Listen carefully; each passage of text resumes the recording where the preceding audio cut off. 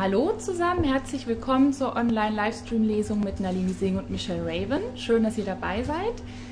Die Autorinnen werden jetzt aus ihren aktuellen Büchern lesen und auch aus den bald erscheinenden Büchern. Und wie immer könnt ihr live per Facebook und Twitter eure Fragen stellen. Die Lesungen werden auf Deutsch und Englisch stattfinden und ihr könnt eure Fragen auch in beiden Sprachen stellen. Wenn wir eine deutsche Frage an Nalini haben, würden wir die hier entweder per Twitter übersetzen oder Michelle Raven würde einspringen. Und seid nicht schüchtern, fragt, was ihr immer schon mal wissen wolltet und habt viel Spaß bei der Lesung. Hello. It's nice to be here, back in Cologne, and yeah, I'm looking forward to this. Ja, ich freue mich auch sehr, hier zu sein und auch das Publikum hier im Raum. Ich begrüße natürlich alle zu Hause und ja. Okay, all right. So we're going to start with a reading. Do you want to play, do you know the game? Rock, paper, scissors? No. You start. She's making me start. All right, so first I'm going to read from Engel's Lied, which is Archangel's Legion in English for me, but I loved writing this book. There was so much stuff that happened, and we got to see Elena and Raphael again, so it was really fun going back to them. So I'm going to read from that, and I apologize, I'm going to read from my computer because I forgot to bring the book. But my excuses, I came from New Zealand, so my luggage was full of chocolate and other essentials. Okay. So I'm going to get my little laptop. And this is an excerpt I prepared earlier for you. Okay.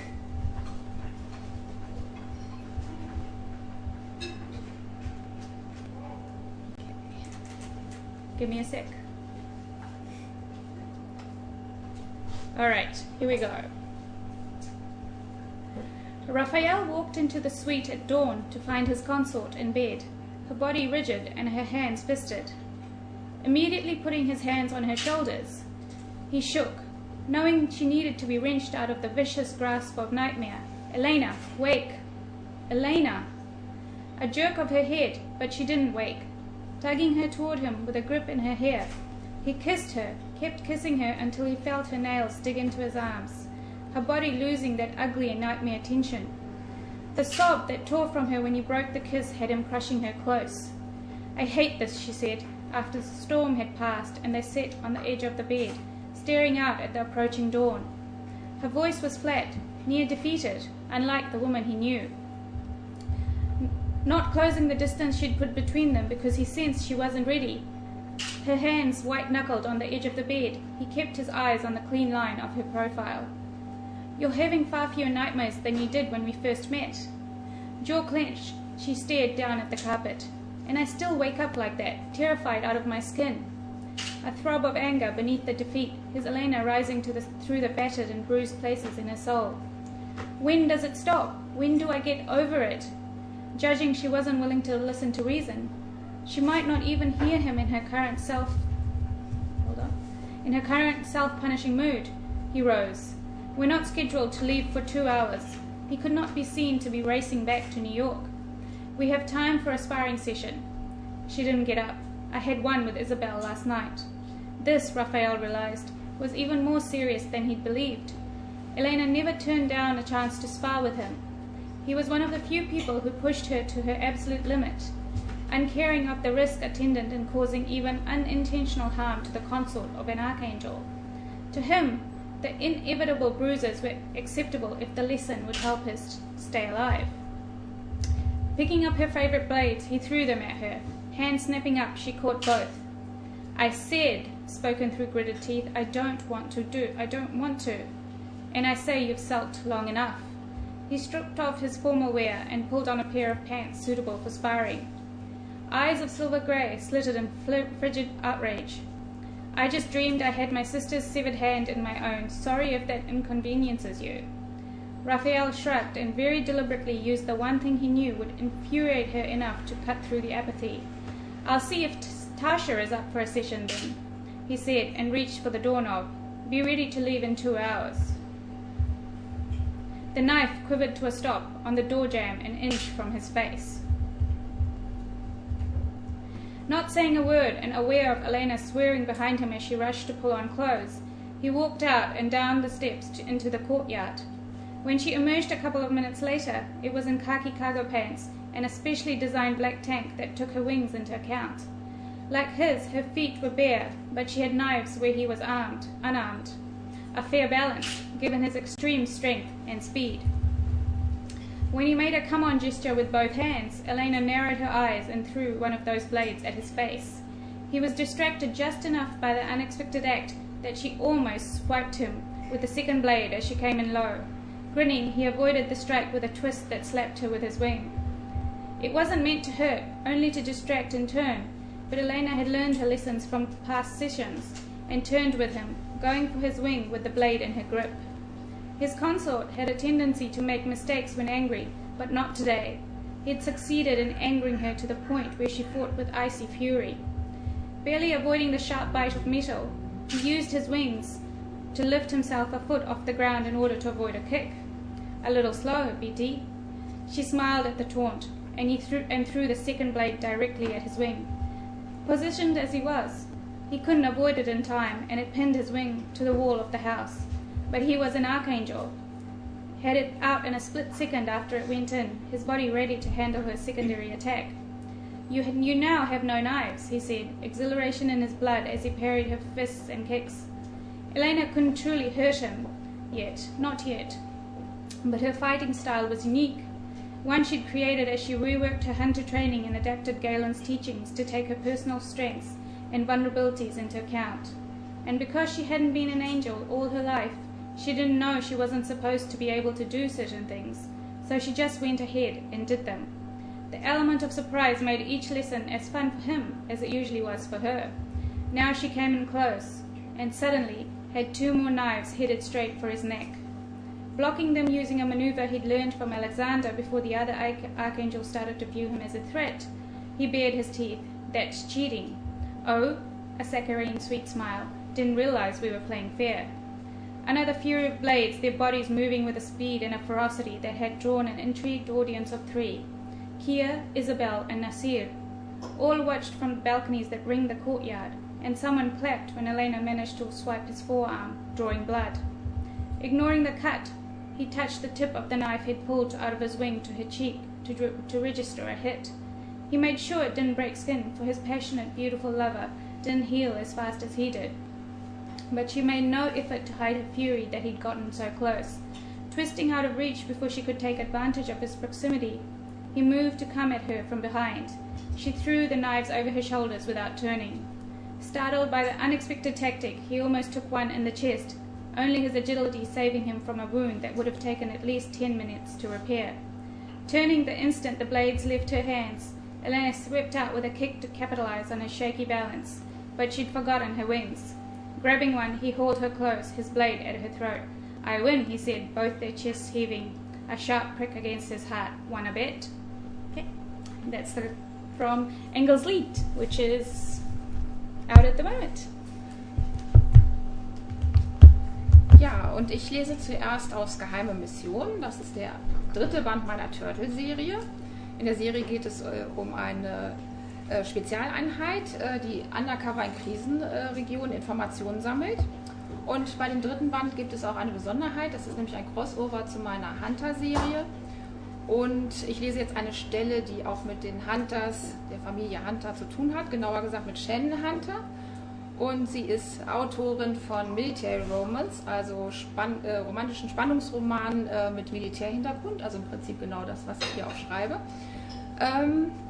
Genau, und die will eigentlich ein Spa-Wochenende mit ihrer Fast-Schwägerin Karen Lombard verbringen. Das Problem ist bloß, dass die Tochter von Karen, Maya, krank geworden ist und deswegen ist Shannon jetzt in dem Bett, in dem eigentlich Karen hätte schlafen sollen. Und da setze ich jetzt ein mit meiner Lesung. Ein Geräusch weckte Shannon auf, oder vielleicht war es auch das Gefühl, dass sie nicht allein im Raum war. Matt? Schon während sie den Namen aussprach, erinnerte sie sich daran, dass er gar nicht hier war. Aber was hatte sie dann geweckt? Atemlos lauschte sie, doch es war nichts mehr zu hören. Wahrscheinlich war nur jemand am Zimmer vorbeigegangen oder Geräusche von nebenan waren durch die dünnen Wände gedrungen. Trotz dieser logischen Erklärung wollte sich ihr Herz nicht beruhigen. Die zugezogenen Vorhänge ließen keinen Lichtstrahl durch das Fenster dringen. Das Zimmer war so finster, dass sie die Hand nicht vor Augen sehen konnte. Shannon beugte sich in Richtung des Nachttischs, um das Licht anzumachen, als sie erneut ein leises Geräusch hörte. Was immer es war, es befand sich hier mit ihrem Zimmer. Ihr Nacken prickelte und Shannon entschied, dass sie keine Sekunde länger hier bleiben würde. Langsam griff sie nach ihrem Handy und atmete lautlos auf, als sich ihre Finger darum schlossen. Sie brauchte jetzt diese Verbindung zu Matt. Vermutlich war es überhaupt nichts und sie würde hinterher darüber lachen, aber im Moment strömte die Furcht ungehindert durch ihren Körper. Als Autorin konnte sie sich unzählige Szenarien vorstellen, was hier gerade vorging, und das trug nicht gerade zu ihrer Beruhigung bei. Zentimeter für Zentimeter entledigte sie sich der Bettdecke und schob die Beine aus dem Bett. Gerade als sie sich aufrichten wollte, spürte sie einen Luftzug. Für einen kurzen Moment bewegte sich der Vorhang und ein Lichtstrahl fiel auf eine dunkle Gestalt, die direkt vor ihr stand. Entsetzt starrte sie die Figur an, dann setzte ihr Fluchtinstinkt ein. Sie ließ sich nach hinten kippen und rollte einmal quer über das Bett. Es war egal, wie viel Lärm sie dabei veranstaltete. Der Eindringling konnte sie sowieso nicht übersehen haben. Das bewahrheitete sich, als etwas Schweres auf ihrem Rücken landete, gerade als sie auf der anderen Seite aus dem Bett springen wollte. Shannon wurde zurückgerissen, Hände schlossen sich brutal um ihre Arme. Mit aller Kraft wehrte sie sich und versuchte, all die Selbstverteidigungstricks anzuwenden, die ihre Brüder und Matt ihr beigebracht hatten. Doch sie lag rücklings auf einer weichen Matratze, jemand beugte sich über sie und hielt ihre Arme fest. Die denkbar schlechteste Ausgangslage. Trotzdem trat und schlug sie wild um sich. Sie öffnete den Mund, um zu schreien, aber sofort wurde etwas unsanft hineingestopft. Verzweifelt versuchte sie es auszuspucken, es schien jedoch in ihrem Mund zu kleben. Shannon schüttelte den Kopf und stieß mit ihrer Hüfte nach oben, war aber hoffnungslos unterlegen. Jetzt hielt auch noch jemand ihre Beine fest und sie war völlig hilflos. Anscheinend hatte sie nicht nur einen, sondern zwei Gegner. Oh Gott, was hatten sie mit ihr vor, Matt? Doch er war weit entfernt und konnte ihr nicht helfen. Noch einmal bäumte sie sich auf. Halten Sie still, Miss Lombard, Sie haben keine Chance. Das raue Flüstern ließ sie erstarren. Lombard? Anscheinend dachten diese Kerle, sie wären Karen. Shannon wollte ihnen sagen, dass sie die falsche hatten, doch sie brachte nicht mehr als einen dumpfen Laut heraus. Dann war es zu spät. Etwas wurde über ihren Kopf gezogen und nahm ihr beinahe den Atem. Verzweifelt atmete sie durch die Nase ein. Okay, packt sie ein. Es wird Zeit, dass wir verschwinden. Nein! Shannon spürte einen Stich in ihrem Arm. Dann begannen ihre Gedanken zu verschwimmen. Sie kämpfte dagegen an, versank jedoch immer tiefer in einem undurchdringlichen Nebel. Der Schmerz drang als erstes in Shannons Bewusstsein. Dann spürte sie den harten Untergrund und bemerkte, dass sie ihre Arme und Beine nicht bewegen konnte. Genau genommen schien ihr gesamter Körper steif zu sein. Ein dumpfes Pochen dröhnte in ihrem Schädel, ein bitterer Geschmack lag auf ihrer Zunge. Verdammt, war das ein furchtbarer Traum gewesen. Es hatte sich beinahe echt angefühlt, aber so etwas geschah ihr öfter. Wieder einmal war sie von ihrer Fantasie mitgerissen worden, die sie mitten in eines ihrer Bücher katapultiert hatte. Ihre lebendige Vorstellungskraft hatte durchaus Vorteile, weil sie dadurch oft auf neue Ideen kam und sich gut in ihre Charaktere hineinversetzen konnte. Andererseits war das alles auch irgendwie beängstigend. Noch jetzt meinte sie, das wilde Klopfen ihres Herzens spüren zu können und den brutalen Griff ihres Angreifers, als er sie überwältigt hatte. Ein Schauer lief durch Shannons Körper und sie schob die Erinnerung an den Albtraum rasch beiseite. Sie sollte sich lieber auf die Realität konzentrieren. Langsam öffnete sie die Augen und blickte sich um. Es war stockdunkel, sie konnte nicht erkennen, wie spät es war. Ihr Gefühl bestand darauf, dass es schon morgens sei, doch die vorgezogenen Vorhänge verhinderten jeden Blick aus dem Fenster. Warum gab es hier überhaupt solche dichten Vorhänge? Glaubten die Leiter des Spaß, dass man dadurch besser schlafen konnte?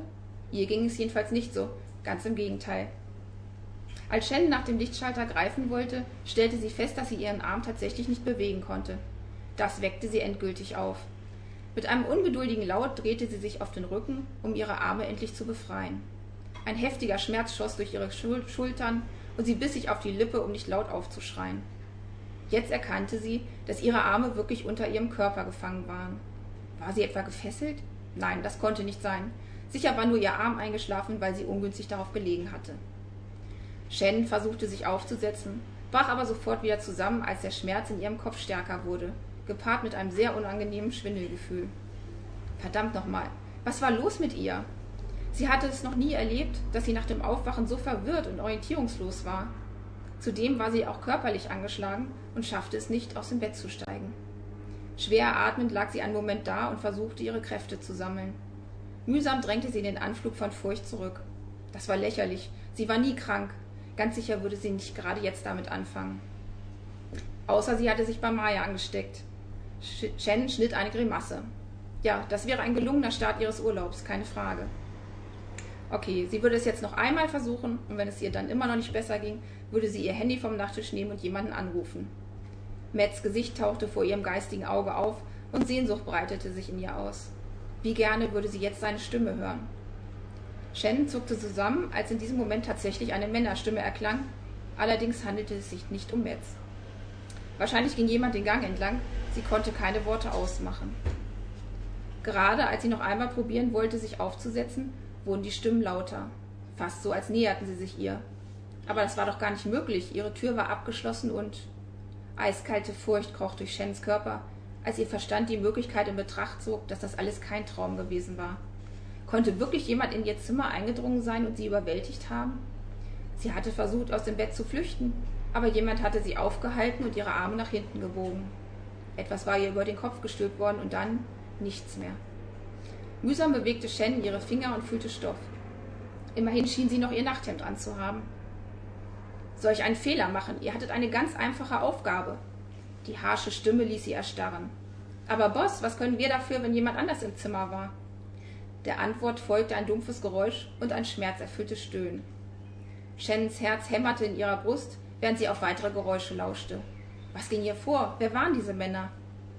Habt ihr schon rausgefunden, wer sie ist? Noch nicht, vielleicht können wir in den Hotelunterlagen? Nein! Das Wort peitschte durch den Raum. Ich möchte nicht, dass ihr nochmal in die Nähe des Spaß kommt. So blöd wie ihr euch anstellt, würden wir nur riskieren, dass euch jemand hierher folgt. Niemand weiß bisher, wo wir uns aufhalten, und so soll es auch bleiben. In ihrer Nähe knirschte es, und Shen stockte der Atem.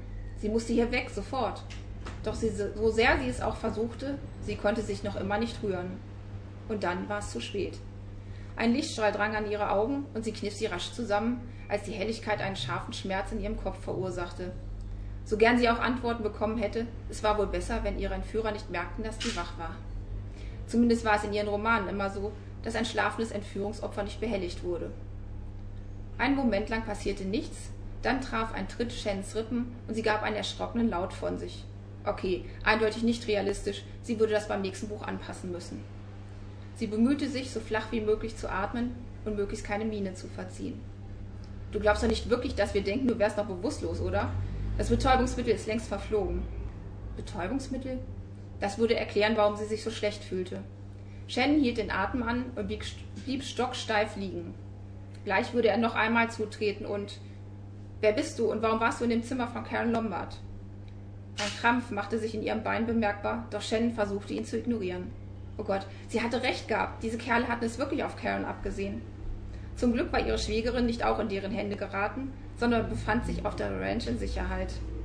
Ihr Herz zog sich schmerzhaft zusammen, als Shen sich vorstellte, dass jemand versuchen könnte, Karen auf der Ranch anzugreifen. Ihre Eltern, die kleine Maya. Die Rancharbeiter und Gäste wären alle in Gefahr. Du willst also nichts sagen? Ein Klicken ertönte.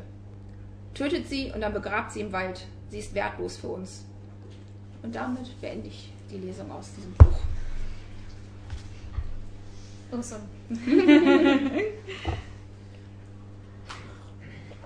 So now we're going to read from books that aren't out yet, right?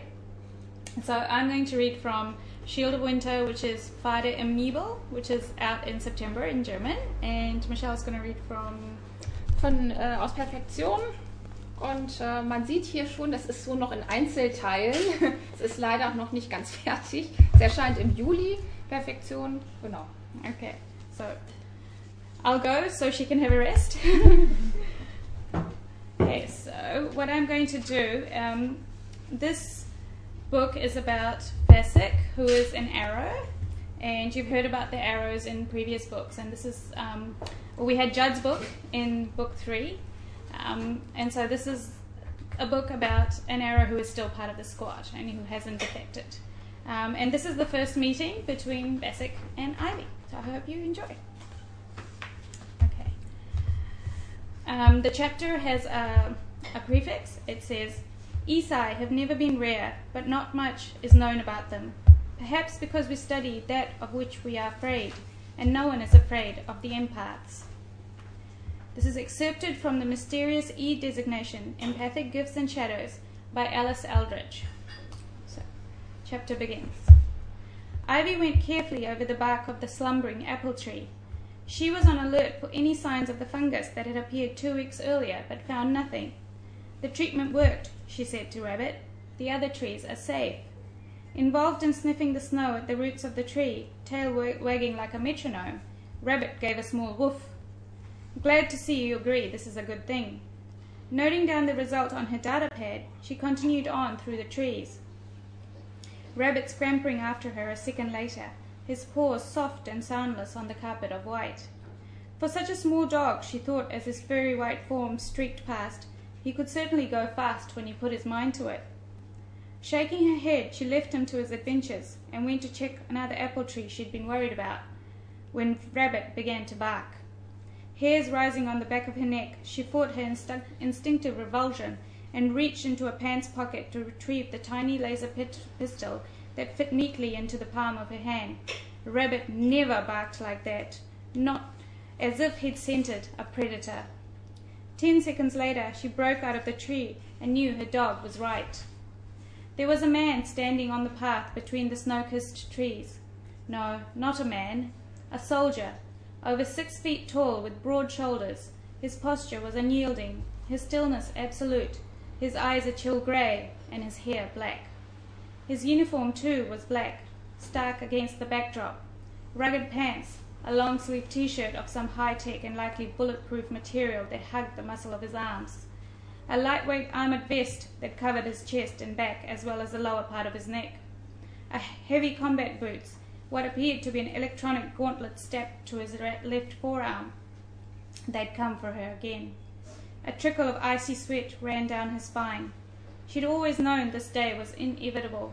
Her emotions were too volatile, had no doubt leaked past the tightly woven network of interlinked shields that protected those who called this remote location home. All she could hope for was that she'd betrayed herself alone. Mother, father, she telepathed, we have a situation. Tell the others to keep their heads down and ensure their shields are airtight. I'll handle this. Fear squeezed frozen fingers around her lungs as she sent an image of the soldier to her parents. But she was no longer a scared 16-year-old girl who thought she was going insane. She was a 23-year-old adult who understood that while she was defective and unstable, she didn't deserve to be violated and tortured. No one would ever again strap her down and attempt to break her, not even this deadly stranger. Data pad held to the side of her body with one ice-cold hand, her heavy jacket and thin thermal gloves suddenly useless, she slid away the weapon in the guise of putting her data pen into her pocket. It seemed a counterintuitive act, but her every instinct screamed she'd be dead before she ever got off a shot. She couldn't win this battle by force, and it was probable she couldn't win it at all. But she'd fight to give the others as much time as possible to prepare. Breath tight, she closed the distance between her and the soldier, whose uniform bore a silver star on one shoulder, Councillor Caleb Krychek's emblem, though he no longer laid claim to the title, the Council in pieces. Simple semantics, however, couldn't change the fact that as of just over a month ago, Caleb Krychek effectively ruled the net.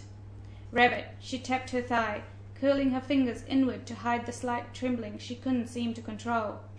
Still quivering with outrage, but no longer barking now that she was here, Rabbit ran back to her side, and once again pinned his eyes on the intruder. The man glanced at her dog. He clearly isn't of the Leporidae family. It was the last thing she'd expected to hear. It's because he's so energetic, she found herself saying. It seemed appropriate at the time, when she'd been half destroyed, a zombie sleepwalking through life. He's protective, but not dangerous. You should get a bigger dog. Eyes of winter frost met her own, the grey so cold, her skin pebbled with a bone-deep chill. He's perfect, she said, reaching down to stroke her pet's stiff form, once before rising back to her full height. You didn't come here to talk to me about my dog. No, you're an arrow, part of the squad of assassins long thought of as myth, but who are now aligned with Caleb Krychek. Though they remain shadows, nameless and faceless for the majority of the population, no one wanted to meet one in the flesh. a slight nod that confirmed the unnerving truth. I am Vasek. Silence has fallen, she said, holding her ground, because this was her place, her home. You have no right to take me in. No right to strap her down in a reconditioning chair and stab psychic fingers into her mind, ripping and tearing. No, he said again, so emotionless that she couldn't see a single element of the person behind the soldier. I've been charged to deliver an employment proposal. Ivy just stared at him for several long seconds. An employment proposal? She said at last, wondering if she had gone insane after all, and was now having a very realistic delusion. Yes. She shivered. He was too hard, too lethal to be a delusion. Testing him by taking a step toward the trees, Rabbit growling beside her, she said, Can we walk and talk? I need to finish checking the trees. The arrow, Vasek, watched in silence as she completed her examination of the apple tree she'd been heading toward before Rabbit's warning bark. When he did speak, his voice was as deep as the ocean. He didn't raise his volume or change his pitch, in spite of Rabbit's continued growling, and yet she heard every word with crystal clarity. You've been identified as having an ability that could be useful in stabilizing the net. Me? I'm a gradient 3.2 telepath. No matter if she sometimes felt a huge stretching inside her mind, as if there was power there, if she could only find a way to touch it, hold it. The mirage had led to her near destruction as a teen. Are you aware of rumors of a hidden designation? Designation E? Her fingers halted in the act of tapping information into the datapad, her blood cells coated in ice, fine and crystalline. E? Empath. The word resonated in a keening note inside her, as if it spoke to a deep-rooted knowledge of which she was unaware. What does an empath do? She said through a throat lined with grit and gravel. I'm not certain, he answered, but it has to do with emotion. Staggering inside, she thought of the chaos of wrenching emotions, pain, loathing, anger, sadness, loss, such tearing loss, that had threatened to crush her mind in the minutes before the cruel agony of the reconditioning. Her nose had bled, the fine blood vessels in her eyes bursting to leave the white swimming in red. Her head pounding and pounding and pounding as her stomach revolted. It had been the worst episode she'd ever suffered. Emotions almost killed me once. Terrified, she'd been happy to submit to the medical tech at the centre, never realizing the hell that awaited. In the aftermath of her treatment, it had felt like she was just gone. The Ivy who'd lived for 16 years erased. There had been a quiet horror at the back of her mind at the loss of herself, but that horror couldn't penetrate the nothingness, not for a long time. That incident, Vasek's voice slicing through the nightmare of memory, resulted from a catastrophic and sudden breach of your conditioning. The built-up pressure smashed it to pieces. That's exactly what it had felt like, a violent explosion in her head. Most E's tend to awaken more slowly, he continued, small fractures that leach off tension rather than a catastrophic collapse. Most. How many, she asked, her voice hoarse. Unknown, but E is a significant grouping. His gaze scanned her face with clinical precision. You're in shock. Sit. When she did nothing, he went as if to touch her, and Rabbit lunged at him. No, she screamed. Rabbit never reached his target, was left swimming frantically in the air. Reaching down, she gathered her pet into her arms and sat down at the foot of the nearest tree, uncaring of the cold, the datapad forgotten on the ground. I thought you were going to hurt him, she said to the arrow, the telekinetic arrow. Vasek didn't defend himself. As an 8-year-old, he'd resisted using his abilities on living creatures, but an 8-year-old boy can't withstand torture of the kind used to burn all humanity out of arrow trainees. He knew he held within himself the capacity to snap the neck or crush the spine of the small creature who was so attached to his mistress. That he'd never done such an act of his own free will meant nothing. Death was death. Okay, so that's from Vater im Nebel, which is out in September. I hope you guys enjoy it. Okay, thank you. Ihr glaubt ja gar nicht, wie schwer mir das jetzt fällt, ihr das Buch nicht aus der Hand zu reißen. I want to grab the book and put it in my bag. Aber das darf ich ja nicht. So, ich wollte jetzt aus Perfektion lesen. In Perfektion, hier ist nochmal das schöne Cover. In Perfektion geht es um einen Serienkiller in Los Angeles. Und genau, also der erscheint im Juli, wie gesagt. Und es handelt von den beiden Hauptpersonen, Detective Lincoln Silver, der ist beim LAPD, also Los Angeles Police Department, und ist gerade von Chicago übergesiedelt. Und Anna oder AJ Terrence, die ist Fotografin und gleichzeitig auch als Polizeifotografin tätig. Und eigentlich müssten sich die beiden ja über irgendeine Leiche kennenlernen. Das ist auch so, also sie treffen sich über eine Leiche, aber das erste Treffen ist in ihrem Fotostudio, wo sie ein Nacktfotoshooting mit ihm macht. Das lese ich aber nicht vor, sondern ich lese den Prolog. Ihr sollt das Buch ja auch noch kaufen. Ne? Sie erwachte vom vertrauten Druck starker Arme, die sich um ihren Oberkörper schlangen. Ein Lächeln huschte über ihre Lippen, als sie sich enger in die Umarmung schmiegte. Etwas strich kurz über ihr Ohr und verschwand wieder. Die Arme zogen sich fester zusammen, bis die Berührung fast schmerzhaft war. Stuart? Ihre Stimme klang rau und atemlos. Sie wartete auf eine beruhigende Antwort, erhielt aber keine. Flat schlief er schon so tief, dass er gar nicht bemerkte, was er tat. Sie versuchte, die Umklammerung etwas zu lockern, doch es gelang ihr nicht. Stuart, wach auf! Was energisch klingen sollte, kam als erbärmliches Krächzen heraus. Mühsam regulierte sie ihre viel zu schnelle Atmung und entspannte ihre Muskeln. Ihre Beunruhigung ließ nach, als sich die Umklammerung lockerte und sie wieder frei atmen konnte. Bisher hatte sie Stuart Stärke immer als angenehm empfunden, doch nun hatte sie zum ersten Mal gemerkt, dass sie auch bedrohlich sein konnte. Sie würde später mit ihm darüber reden. Ihre Lider wurden schwerer. Später. Ein leises Zischen war zu hören, einer der um sie gelegten Arme verschwand. Sie riss die Augen auf, sah aber nur die rot leuchtenden Ziffern ihres Weckers. Der Rest des Schlafzimmers lag im Dunkeln. 2:25 Uhr. Sie versuchte sich umzudrehen, doch Stuarts Arm schlang sich noch fester um sie und hinderte sie daran. Also war er doch wach. Ich finde das nicht mehr lustig. Lass mich endlich los und sprich mit mir. Doch die einzige Antwort war eine Hand, die nach ihrer griff und ihren Arm anhob. Erregung kämpfte mit Verärgerung um die Vorherrschaft. Sie hatte Stuarts fantasievolles Liebesspiel immer genossen, aber diesmal würde sie es ihm nicht so leicht machen. Ein scharfer Stich in ihre Achselhöhle riss sie aus ihren Gedanken. Au, lass das endlich! Bist du denn völlig verrückt geworden? Mit einer ruckartigen Bewegung befreite sie sich endgültig aus seiner Umarmung und rutschte Richtung Bettkante. Sie stand kein bisschen auf Schmerzen, das wusste er genau. Viel zu spät erkannte sie, dass es nicht Stuart war, der mit ihr im Bett lag. Er konnte es nicht sein, denn sie hatten gestern Abend noch miteinander telefoniert. Seine Geschäftsreise würde bis morgen dauern und er roch anders. Furcht breitete sich in ihr aus. Schwindelgefühl setzte ein und sie schaffte es kaum noch, sich aufrecht zu halten.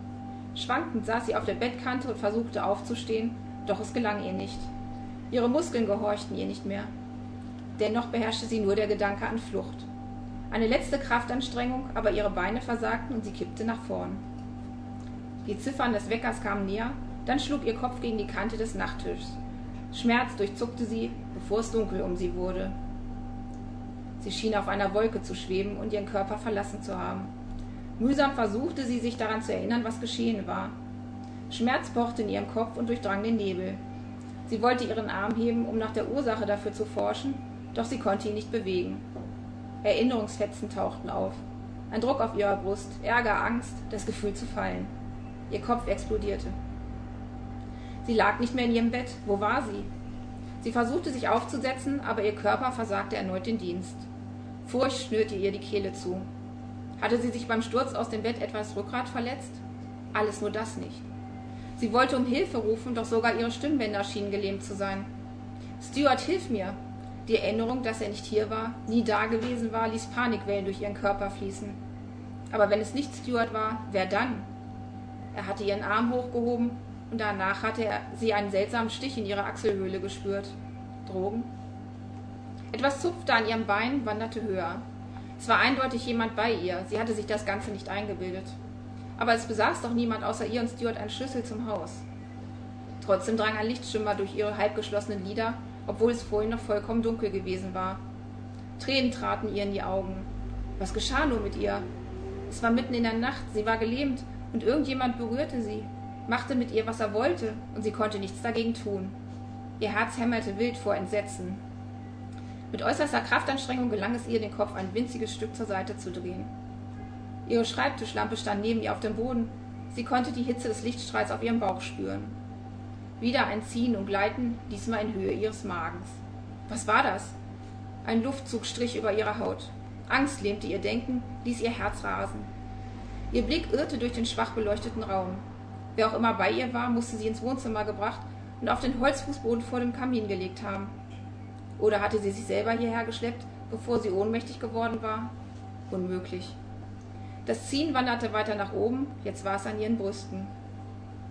Neben der Lampe lag ein schwarzer Gegenstand, der wie ein Lederetui aussah. Etwas näherte sich ihrem Gesicht und drehte ihren Kopf, sodass sie direkt an die Decke starrte.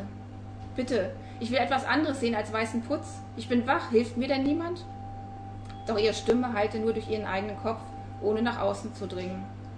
Der Lichtstrahl wanderte, bis er genau auf ihrem Gesicht lag. Sie versuchte, die Augen zu schließen, doch auch das gelang ihr nicht. Etwas berührte ihr Kinn, strich darüber, dann über ihre Wangen, die Lippen, die Nase, Augen und Stirn. Zuletzt umkreiste es ihre Ohren und verschwand. Sie hörte ein leises Knacken, so als hätte jemand einen Druckknopf geöffnet. Kurz darauf verschwand das Licht und wurde wieder durch einen schwachen Schimmer ersetzt. Gott sei Dank, ihre Augen brannten bereits. Erneut fühlte sie einen Druck an ihrem Schenkel. Nicht noch einmal. Der Gedanke verflüchtigte sich, als ein scharfer Schmerz durch ihr Bein fuhr. Ein weiterer Schrei ertönte in ihrem Kopf. Die Innenseite ihres Oberschenkels brannte wie Feuer, aber sie konnte nichts dagegen tun. Ein Druck an ihrem anderen Schenkel, dann wieder der Schmerz. Großer Gott, was tat er da? Der Schmerz wanderte nach oben auf ihre Hüfte zu. Nein, aufhören! Sie musste ihn aufhalten, konnte sich aber nicht bewegen, so sehr sie es auch versuchte. Tränen rannen über ihre Schläfen und verloren sich in ihren Haaren. Eine Hand in einem Latexhandschuh erschien vor ihren Augen und bedeckte sie. Ihre Lider schlossen sich und sie blieb in der Dunkelheit zurück. Aber sie hatte das Blut am Handschuh gesehen. Panik raste durch ihren Körper, dicht gefolgt von alles überwältigenden Schmerz. Ja, damit ist die Lesung beendet, würde ich sagen.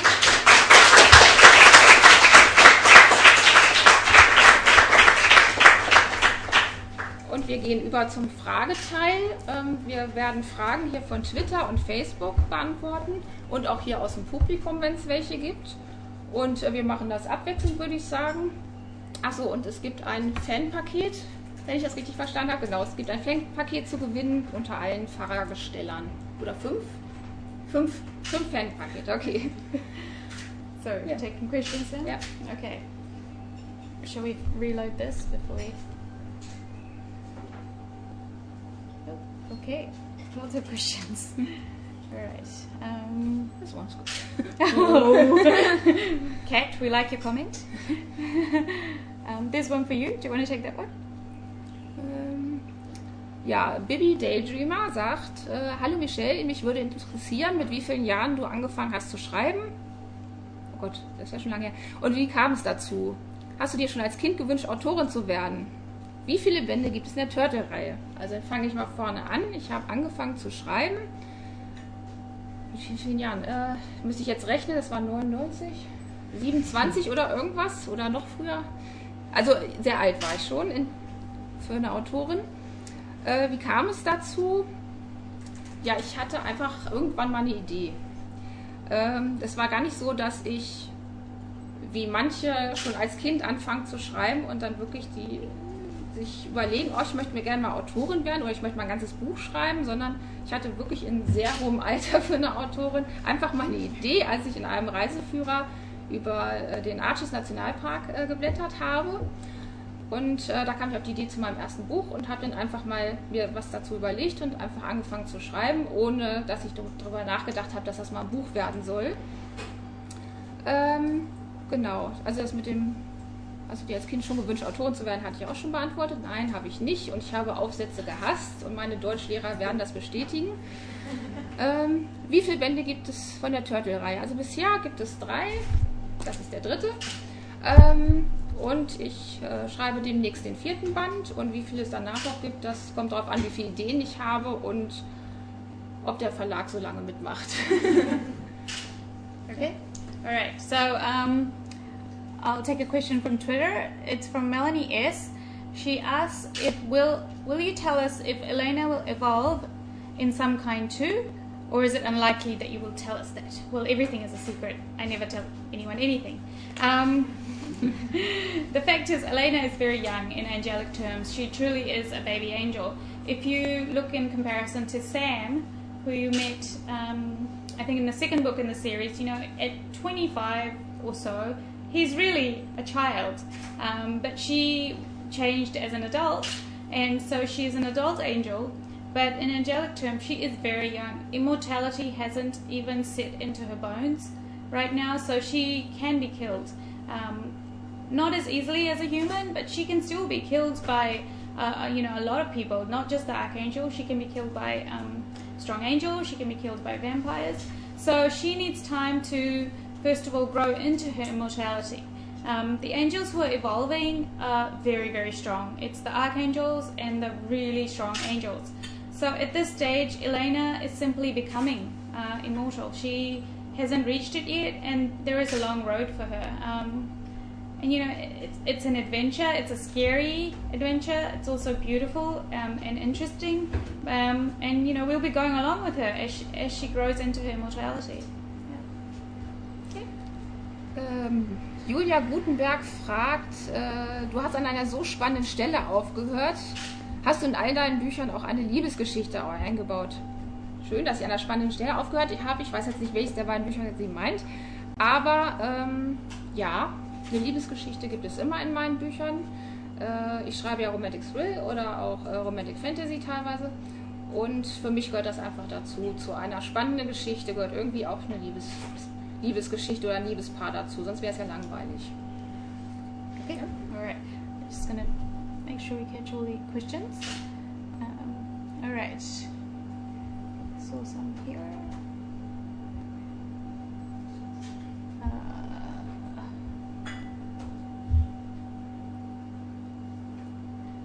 Okay.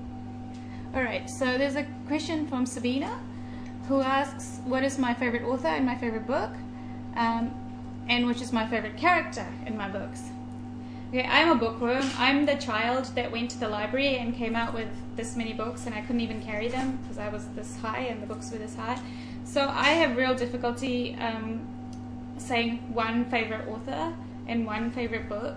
So I could sit here and just not let Michelle speak at all and take over the entire live stream just telling you about all my favorite books. So what I'll do is I'll tell you a few of my recent favorites. I'm really loving Mel Jean Brooks' Kraken King. I just think her steampunk world is so interesting and so much fun. I love Laura Floran's. She does a chocolate series. I'm really loving that. It's all about chocolate. What's not to love? Come on. And an older book that I love is Jude Devereux's Remembrance. It's about love through time, and it makes me cry buckets each time I read it. But it's yeah. See, she cries too, but it's fantastic. You'll cry too. You'll love it. And going back a little while, I grew up reading Anne McCaffrey's Pern series, which is really beautiful and fantastic, and it stands the test of time. I would reread those books today and still enjoy them just as much. So, if you're looking for a sweeping world, great characters, that's a fantastic series. So that's just some off the top of my head. There's like millions more up there. As for my favorite character, I can never decide. And it's not because I don't love my characters, because I love all of them. And I think every character deserves their moment in the sun and their moment in my heart. And so when I write, that's my favorite character at that time, because I am living with them 24/7 in my head. So I am so deeply passionate about these characters. So at that stage, they are my favorite. So I just finished writing Archangel Shadows. So Ashwini and Janvia, who are the lead characters in that book, they are my favorite. They were my favorite for that point. And I'm going to start writing the next Sai Changeling book, and then that will be my favorite. So. Okay, short. Dann schließe ich mich mal gleich an. Die Tina Zimmermann hat die gleiche Frage im Prinzip gestellt an uns beide, aber sie hat ja schon geantwortet. Meine Frage wäre es, welche Charaktere aus den einzelnen Reihen sind Ihre Lieblingscharaktere? Ja. kann man auch einen Lieblingscharakter haben, der in beiden Reihen mitspielt. Also in der Hunter-Reihe ist das ja eindeutig der Clint Hunter. Und in der Turtle-Reihe ist das eindeutig der Clint Hunter. Nein, also ich mag natürlich alle meine Charaktere, aber der Clint, der hat es mir leider schon in meinem ersten Buch angetan. Und dementsprechend spielt er auch in meinen anderen Büchern irgendwie immer wieder mit. Ich weiß nicht, wie er das macht, aber irgendwie hat er dafür ein Talent. Ja, bei den Ghostwalkern...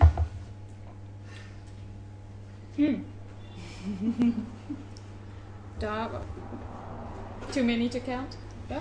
Also da habe ich eigentlich wirklich keinen speziellen... Also doch, den Torik, den mag ich ja besonders gern irgendwie. Deswegen taucht er auch in Geheime Mission nochmal auf. Ich mache so ein bisschen Crossover immer. Ja, das waren eigentlich ja meine Reihen. Oder habe ich eine vergessen? Weiß das jemand? Nein. Okay. Alright, so that was the same. So Oops. yeah, Oh. go down maybe. Alright, let's see.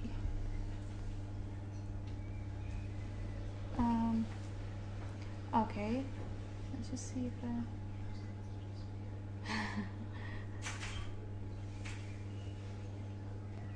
Okay, so there's a question on Facebook from Petra von Fantastic Books, and she asks, I would like to know what time of day you write the most. Do you need absolute quiet to write, or do you listen to music? How old were you when you first started writing? And is there a character from your books which is particularly close to you? So, which would I start? What time of day do I write? I tend to find that I work better in the afternoons and evenings. So what I tend to do is work on the, emails, Facebook, that type of stuff in the mornings. But I have to admit, I usually sleep in because I'm awake quite late. I usually, I write a lot in the afternoon. So anytime from sort of 1 o'clock in the afternoon to, it can be 2, 3, 4 in the morning, I can keep going. It depends on the day and the book. Sometimes I just have something in my head and I must get it out and I just will keep going. Other times a scene is really, really difficult and I need to just work on it because I want to get it done. So yeah, but really, I've tried to change my schedule so that I write in the mornings because I feel that would be much more efficient, and it has worked for about one day, in which I change back to my night owl ways. Do I need absolute quiet, or do I write to music?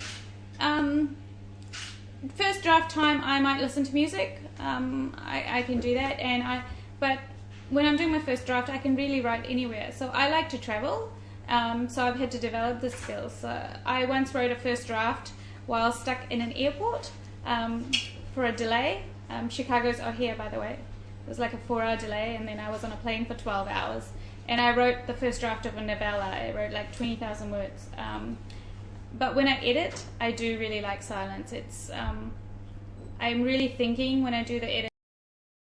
I'm doing deep changes into the book. It's about emotions, and so I prefer silence, but again, because I like to travel, I have learned to do it, in trains, whatever, just put on the noise cancelling headphones and go.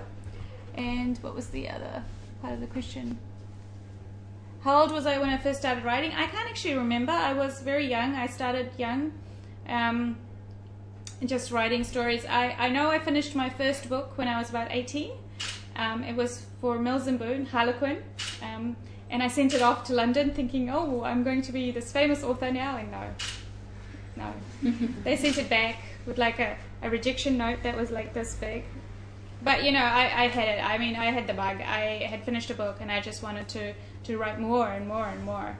And I think the last question was about character. So I guess I kind of answered that already about favorite characters. So I'll let Michelle take the question. Claudia Kühn fragt, ob ich irgendwann mal wieder eine Paranormal Romance Reihe wie Ghostwalker schreibe. Kann ich jetzt noch nicht sagen. Also im Moment bleibe ich erstmal bei Romanen Lesung. Okay, dann bleibe ich erstmal bei Romantic Thrill und ja, da muss ich auch noch erstmal ein paar Verträge und ein paar Reihen abschließen und ja, ob ich dann irgendwann mal wieder Romantic Fantasy schreibe, das kommt darauf an, ob mir was dazu einfällt, ob das gerade so vom Verlag gewünscht ist und ja, denke ich mal. Und ich touche da immer zu lange drauf. Das ist, und sie liest gerade Teil 3 der Turtle-Serie und fragt eben, wie viele Teile der Turtle-Reihe geplant sind. Es sind, wie gesagt, ich habe keine feste Zahl geplant. Das ist ja sozusagen eine Serie, die kann man endlos praktisch fortsetzen, solange mir Ideen dazu kommen. Also 4 sind bis jetzt durchgeplant und was danach kommt, müssen wir sehen. Okay. So we have a question from the group. Yeah. I'm Sabrina. I want to know what was the last book do you read for yourself? Oh, for myself? Yeah. Both of us? Question? Yeah. Actually, it's a November book that's not out yet. Yeah. Okay. So I have a funny story about this book. I saw the cover on a blog online, and I thought, wow, that's a really pretty cover. So I thought, okay, I'll just go have a look what the book's about because I just was attracted by the cover. And I went to the author's site and I read about the book and I thought, wow, this book sounds really good. I want to read it. And then I thought, how can I get this book? It's out in November. I knew it was finished because the blogger who posted the cover had said that they had read it. And so I was checking who her publisher was to see if I knew anybody at the publisher. No, I didn't. So I thought, oh, now what will I do? So then I stalked the author online and I looked at her Twitter and I saw that she followed me on Twitter. So I thought, aha! And I sent her an email saying, please give me your book. I did, I really did. But she was really nice and she actually reads the Side Changeling series, so that was really lucky. And it's a debut author and her name is Sonali Dev. And the book is A Bollywood Affair, and it's really, if you guys have ever watched a Bollywood movie, it's all drama and there's angst and there's passion, and it's like a book like that. It's totally romantic with a great hero and a great heroine. And I read it on the plane over to the US when I went to the RT convention, and I couldn't stop reading, and I was like, what, the plane is landing? Don't land, I need to finish this book. So no, it was fantastic. It was such a good book, and I hope it's translated into German so you guys can read it too. I think you would love it. Ich habe die Frage irgendwie Was war das letzte Buch, was du für dich selber gelesen hast? Für mich selber? Ja. Was du unbedingt lesen wolltest oder so. Was ich unbedingt lesen, also ich weiß, was ich noch unbedingt bald lesen möchte. Das liegt nämlich da. Ich habe tatsächlich in letzter Zeit gerade nicht so viel gelesen, weil ich ja von einer Veranstaltung zur nächsten irgendwie geflitzt bin und das nur alles vorbereiten musste. Und da hatte ich irgendwie keinen Nerv mehr noch zum Lesen. Deswegen weiß ich jetzt ehrlich gesagt gar nicht mehr, was ich zuletzt gelesen habe. Es ist mir vollkommen entfallen. You don't know. Oh. Sorry. Don't worry, I'll grill her later. I'll tell you guys. Maybe, yeah, reload it. And, oh, okay. How about this one? This is very high tech and very cool. Okay, let me see. Okay, so there's a question on Facebook by Fan, and she asks, will there be a book about Nasir from the Guild Hunter series? Interesting thing about the Guild Hunter series is that it was only ever meant to be one book, and I sent it to my agent and said, look, I wrote a standalone, it's one book, and she wrote back and said it's not finished. So I said, yes, I kind of know it's not finished, I'm already writing book 2. So this was my horrible failure at writing a standalone book. I absolutely love to write series. So originally the 7 were never meant to have stories, but I've totally fell in love with them over the course of one book. So I would like to write about them all, including Nasir. And actually in the next Guild Hunter book, number 7, which I have just finished writing and which will be out in German next year. He is a strong presence, like he's really, really strong and he really comes to the fore. So I definitely feel, yes, I will be writing a book about him. And just, I know there's questions about the rest of the 7 as well, so I'll say that I would like to write about them all, but I want to do them justice. I don't want to write a story just to write a story. I want to feel passionate about the story. I felt Dimitri's book and Jason's book really suited them. You know, they weren't the same book. You couldn't have, it was very definitely, Dimitri's book was for him and Jason's book is his story. And so I want to feel the same way about all the rest of the 7, including Nasir. Okay. Ja, dann beantworte ich mal den zweiten Teil Ihrer Frage. Sie fragt nämlich, also von Tan, ich bin unglaublich neugierig, wo du deine Inspiration herholst und welche Charaktere im nächsten Turtle vorkommen. Ja, zum ersten Teil der Frage, ich weiß selber nicht, wo die Inspirationen herkommen. Deswegen ist es auch so schwierig, sich Inspiration zu holen, weil ich halt nicht weiß, wo ich die überhaupt kriege. Meistens ist die Idee einfach irgendwann mal da. Also es kann sein, dass ich da irgendwo vielleicht was gelesen habe in der Zeitung oder was im Fernsehen gesehen habe oder so, was mich da irgendwie inspiriert hat, aber ich kann es wirklich nicht sagen, wo es wirklich herkommt. Und welche Charaktere im nächsten Turtle vorkommen, das werde ich natürlich nicht wirklich sagen, welche Hauptcharaktere vorkommen, aber es werden natürlich ganz viele von den Charakteren vorkommen, die auch schon in den anderen Turtle-Bänden dabei waren, also das Turtle-Team und die Seals und Clint weiß ich noch nicht, mal gucken wir, ob er sich noch reinschleicht. Ja, aber das kann ich natürlich nicht verraten, wer da die Hauptpersonen sind. Okay. Sorry, I lost her question for a second because I was touching the screen. But she did very well. All right. So I will just reload it. Make sure. Oh, okay. There was some questions at the bottom. I don't want to miss them.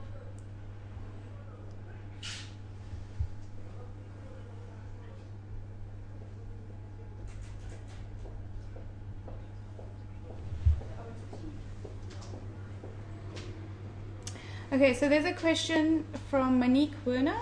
She asks, why have I written about Iliam in this way? I mean, he's so often nice and happy, but if you read, you can see that there is a big sadness inside of him. Why have you created him like this? With characters, for me, they come to me as they are. I don't feel like I create them, I feel like I tell their stories. So for me, you know, Iliam, the first layer you see of him is this incredible beauty, first of all, and his joy in life. But then, as you peel away the layers, you find the sadness inside him.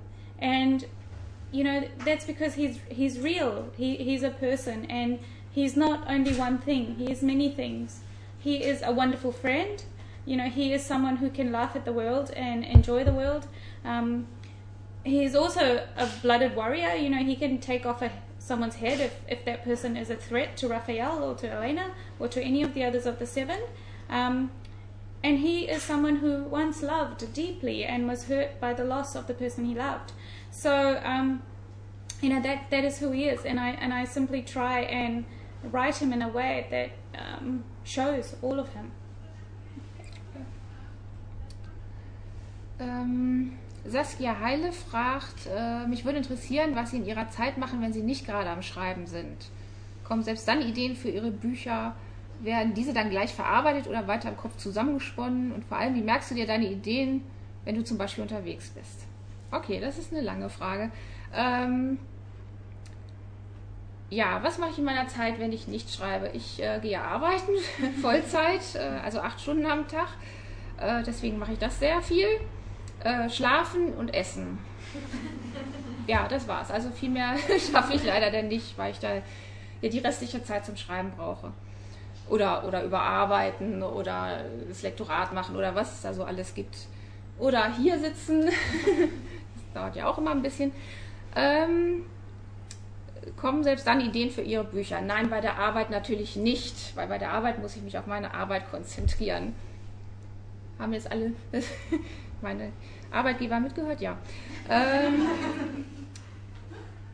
Werden diese dann gleich verarbeitet oder weiter im Kopf zusammengesponnen?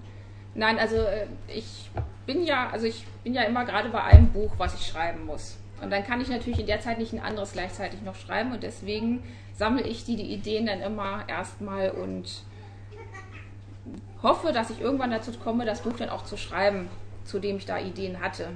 Das dauert ja dann immer alles, man muss ja immer halbjahrsweise, also ich brauche mal ein halbes Jahr für ein Buch und dann muss ich immer gucken, wie viele Verträge ich noch habe, die ich da bedienen muss sozusagen und dann gucke ich, ob ich das dann so in 2 oder 3 Jahren oder in 5 Jahren mal irgendwann schreiben kann. Genau, und wie merkst du deine Ideen, wenn du zum Beispiel unterwegs bist? Ja, das ist schwierig, weil ich kann mir sehr schlecht was merken. Ich bin wirklich vergesslich und dann kann es passieren, dass ich mir das die ganze Zeit vor mir her sagen muss, während ich unterwegs bin. Also wenn ich gerade keinen Zettel, Stift, Handy oder sonst was zur Hand habe und das gerade nicht geht, dann sage ich mir wirklich manchmal einen halben Text da irgendwie so im Kopf immer wieder auf, damit ich es nicht wieder vergesse. Das ist wirklich manchmal ein bisschen lästig. Aber es funktioniert. Okay. Alright.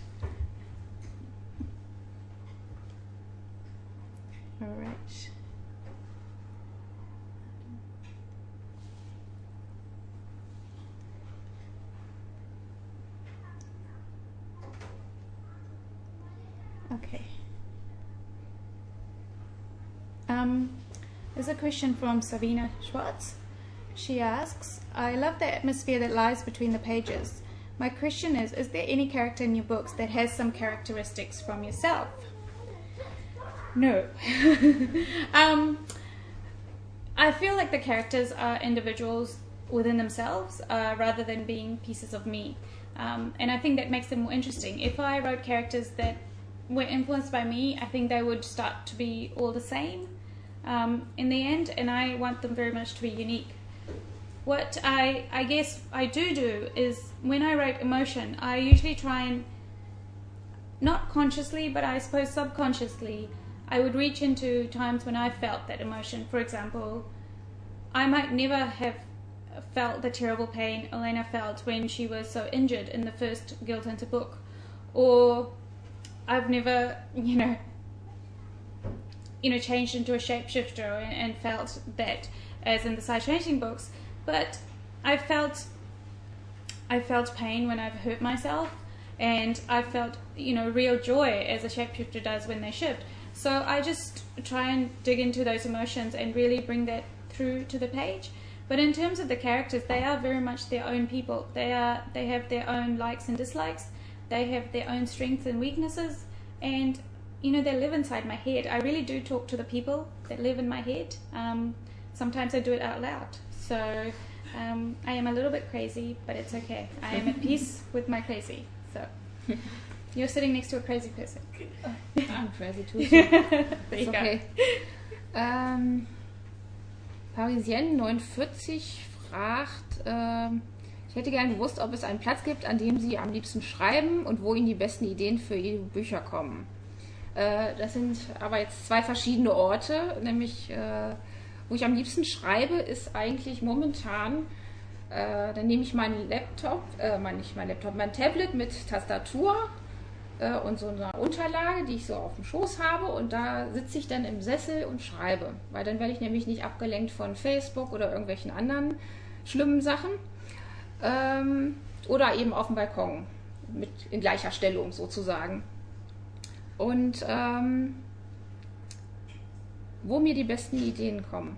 Ja, das ist ja natürlich die Frage, was sind die besten Ideen? Nein, also die besten Ideen, die kommen mir überall, aber meistens irgendwie, wenn ich gerade geistig halbwegs abgeschaltet habe. Also zum Beispiel im Bett, abends kurz vorm Einschlafen, da kommen mir gerne Ideen, wodurch ich dann immer einen extra Block im Nachttisch liegen habe, damit ich das auch aufschreiben kann. Unter der Dusche ist auch noch ein guter Ort. Ich weiß, es muss am warmen Wasser und dem Prasseln liegen. Ich weiß es nicht. Under the shower. I have my ideas. So, ja, das sind eigentlich so die Orte, wo mir die besten Ideen kommen. Ach nee, ich hatte auch mal eine zum Turtle, nämlich zum ersten Turtle, als ich im strömenden Regen durch Köln gelaufen bin. Mit dem Regenschirm drüber, das hat auch so geprasselt. Also ich glaube, es liegt am Prasseln, wirklich. Da kommen mir die besten Ideen. Okay, alright. Did you answer this one? Or No. no? Okay. I had this. Different one. All right. So the question from Sabina. Ooh, how do you say that last name? Rassmann. Sabina Rassmann asks, I want to know how many books you have planned for the Side Changeling series and who will be the next main character after Lasik. It's a secret. No, I'm just kidding. So for the Side Changeling series, I have always known from the start, the very first book, which is Leopardenhut in German, where the series was going to end, because I think for a strong series, you must have a strong ending. So even though I knew that, I tend to think in terms of the story rather than the number of books. So I didn't know how long it would take to tell that story, but I knew the story to tell. So I think with book 14, so I've, Vater im Nebel is book 13. So book 14, the next book, I foresee as the end of what I originally foresaw in the series. With book 10, you got a lot of closure. There was a lot of things happened, and this was Caleb's book. And with this book, so I say book 10 was book 12. So all these things have happened, and I think with book 14, we're gonna bring it to a nice conclusion where if you're reading for the story arc, you will be satisfied. I'm going to tie up the threads. I'm going to give you answers, and you've already gotten a lot of answers in the previous book. You get more in this book, Vasik's book, and then still more in 14. But after that point, I think I would still like to stay in that world because it is such an interesting world, and I am so in love with it, and I can't bear the thought of leaving these characters just behind. So what I would like to do are what I call my tangent books. They're not true spin-offs, because I think when I think of spin-off, I think they sort of go off and then you never see the characters that you love again. I call them tangent books because even though they'll go off into another part of the world, it's still very tightly connected to the people we already know and the characters we already know. So for example, I would like to do a book about the falcons, perhaps, or the sea changelings. There was in one of the books, it was Dev and Katya's book, there was a pack mentioned of leopards who were made up of loners. And I thought that would be really fascinating to go back and explore.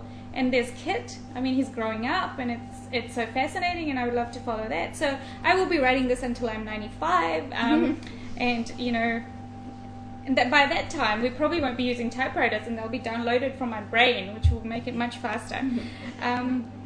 But so definitely the story arc. I think book 14 is the end. Possibly another book, but I'm thinking book 14, and then these other books, and then who is book 14? I've drawn out the suspense. It's going to be Aiden. So Aiden is the next book. Okay. Maybe that's all. Ja. Waren ja alle fleißig.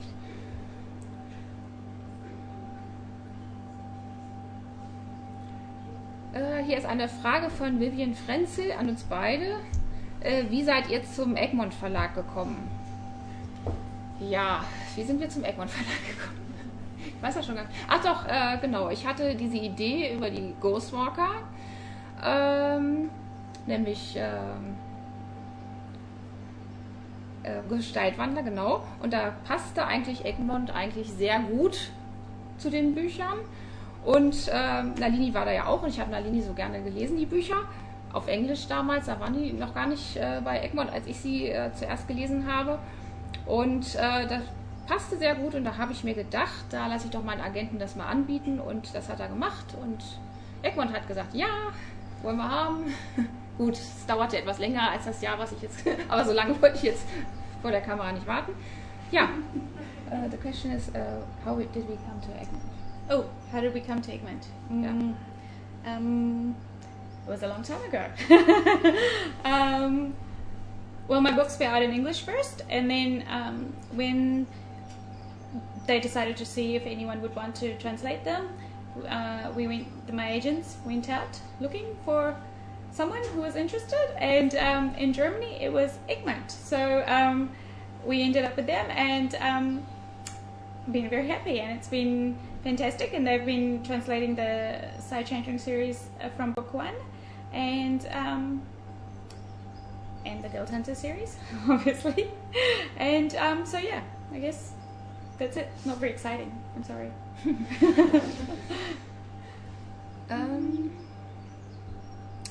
Ja, Maria Decker fragt, angenommen, deine Bücher würden verfilmt werden, welche Schauspieler würdest du bevorzugen?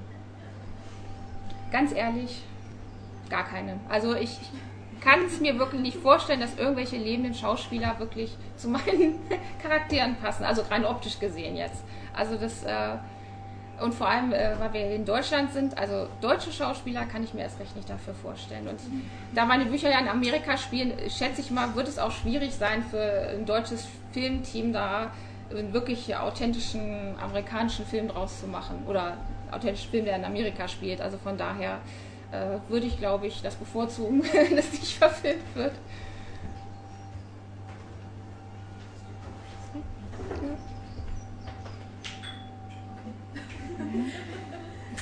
Should we do this one? Okay.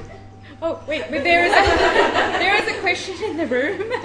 Yes. Ich habe eine Frage an Sie beide. Und zwar gibt es irgendwas, wenn Sie jetzt im Schreibprozess sind und es kommt einfach nicht weiter, gibt es da irgendeine lustige Yoga-Pose oder irgendwie einen Eimer voll Eiscreme, der dann weiterhelfen kann oder so bei Ihnen? She asked, when we don't know any further, if there's something we do to get inspiration. You mean in a book? When we don't know how to write. Okay, all right. So you want to go? Ja, also Yoga schon mal nicht. Sport ist Mord und so, und das würden meine alten Knochen nicht mehr mitmachen. Was mache ich dann? Nee, also ich habe eigentlich solche Blockaden eigentlich gar nicht so, muss ich sagen. Weil ich ja immer nur zu bestimmten Zeiten schreiben kann, und das heißt, die Zeit muss ich nutzen, und das heißt, da muss ich dann auch auf den Punkt die Idee haben. Wenn ich mal keine habe, dann muss ich halt, wenn ich nicht weiter weiß, also ich meine, ich habe natürlich auch Notizen, deswegen kann ich mich daran langhangeln dann. Wenn ich mal wirklich nicht weiter wissen sollte, dann würde ich, glaube ich, rausgehen und ein bisschen Natur und so weiter und dann hoffen, dass mir dann da irgendwie noch eine Idee kommt dazu. I wish I knew what you said so that I could. No, for me, if I find that I'm stuck in a book, it's usually because there is something wrong with the storyline. So I usually have to stop and think about why I can't go forward. And I once wrote 100 pages and then put it all away and started again because I knew I had taken the wrong road. And it hurt really badly to take those 100 pages away because it takes a long time to write 100 pages. But as soon as I took that away and started again, I was just on the right path and I wrote it so fast. So I tend to think in terms of what is wrong with the story, or what am I doing wrong? Do I not know the characters well enough? I dig deep and then just keep writing, because I think writing is like a muscle, and you just have to do it every day, and your mind learns to sort of work through these problems and keep going. Time for 2 more questions. Okay. I'm afraid we have to come to. Okay, we've been given the 2 more questions warning, so one for you, one for me. All right. Das geht schnell. Also Katja Arndt fragt, ob es noch ein Handbuch geben wird, und wenn ja, wann ist es geplant? Nein, es gibt kein Handbuch mehr. Tut mir auch leid, die Familie zu verlassen, aber es sind nun mal nur 6 Geschwister, und da jetzt alle 6 Geschwister sozusagen verarztet sind, kann ich da wirklich keins mehr schreiben. Aber ich habe natürlich ein bisschen geschummelt und habe das ja in geheime Mission, habe ja die Handouts alle nochmal reingebracht. Aber mehr Bücher wird es dazu nicht geben. Tut mir leid. Okay. Right, let me find a question. Last question. There's a lot of pressure on this question. All right. Okay, loading. Let me see. Okay, so I get this question a lot, so I'm going to answer it. But before I do it, just a quick answer to some of the other things I've noticed. I noticed people are asking about the author of the Bollywood book I mentioned. It's Sonali Dev, and I will rave about it on my blog in November, so come back then and you can follow the links directly. Okay, so the question is, Katja Arndt asked, will we eventually have a book where the angels Elena and Raphael have a baby? It's unlikely unless I skip time. And I don't like skipping time. And the reason is, as I said earlier, Elena is very, very young. In angelic terms, she is so young, and she would never allow herself to have a child when she couldn't protect that child from the predators in the immortal world. And there are a lot of predators, and right now she is known as Raphael's vulnerability, his weakness. When a child comes onto the scene, that vulnerability is multiplied a gazillion times over.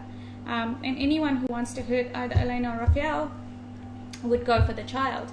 And even though Raphael can protect them both, that's not who Elena is. She is never going to be satisfied knowing that she is too weak to, hold her child safe. So for now, she has to grow. She has to become strong. She has to become tough in herself and have the confidence in herself that she could take care of a child. So at this stage, you're not going to get a baby. I'm sorry. I know that would be really adorable, but it just wouldn't fit the storyline. And but if I am still writing it when I'm 95, you never know. Okay, I think that was the last question. Ja, das war die letzte Frage, genau. Und it was fantastic. Thank you for being with us, the people who are here in the room that you can't see, and all of you online who gave questions. You're fantastic, and we love you. We love readers, and thanks. It was fun. Ja, da kann ich mich ja eigentlich nur anschließen. Tut mir leid, ich dürfte gleich noch. Ich übersetze das mal schnell. Genau, also wir bedanken uns bei allen, die hier sind und auch allen, die uns so schöne Fragen online gestellt haben und die uns zugeguckt haben heute. Und wir können ja leider nicht alle Fragen beantworten. Es waren noch so viele Fragen, also wir hätten jetzt noch Stunden weiterreden können, aber die Zeit wird knapp und deswegen verabschieden wir uns für heute. Ja. Okay.